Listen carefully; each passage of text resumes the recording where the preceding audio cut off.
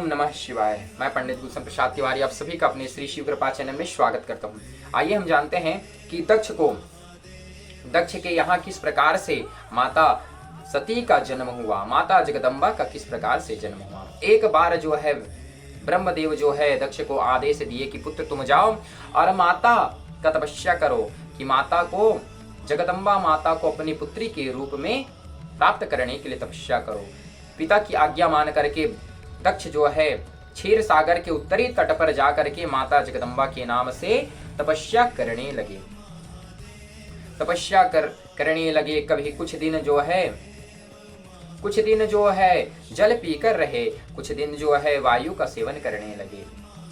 भोजन के लिए वह पत्तों से ही भोजन करते थे।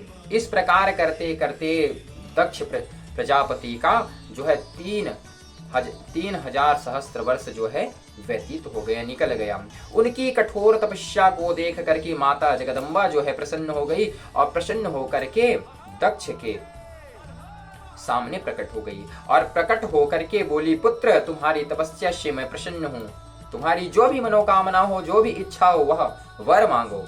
इस प्रकार से जैसे बोली तब दक्ष ने अपने आंख को खोला तो माता जगदम्बा को देख करके बड़े प्रसन्न होकर के हाथ जोड़ करके नाना प्रकार के स्तोत्रों से माता जगदम्बा की प्रार्थना करने लगा।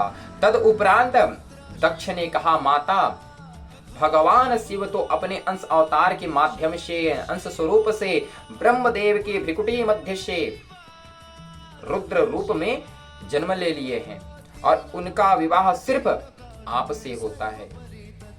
तो आपसे विनती है, निवेदन है माता कि आप मेरे यहाँ पुत्री रूप में अवतार ले, जन्म ले, ताकि आपका विवाह जो है भोलेनाथ से हो। इस प्रकार से दक्ष ने जगदम्बा माता को कहा। माता जगदम्बा जो है प्रसन्न हो गई और बोली, ठीक है पुत्र, ऐसा ही हो, तुम्हारी पत्नी के गर्भ से मेरा जन्म होगा।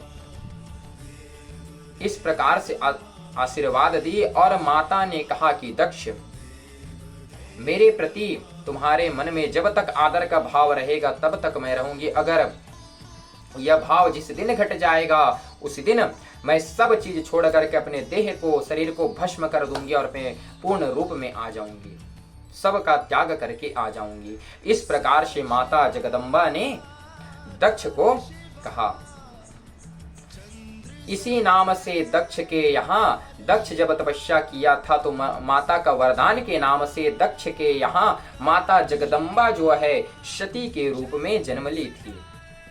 ऐसे ही रोचकदार तथ्य जानने के लिए, धार्मिक जानकारी प्राप्त करने के लिए हमारे YouTube चैनल को लाइक कीजिए, सब्सक्राइब कीजिए और कोई नया आया हुआ सब्सक्राइब करना ना भूले। हर हर महादेव, धन्यवाद।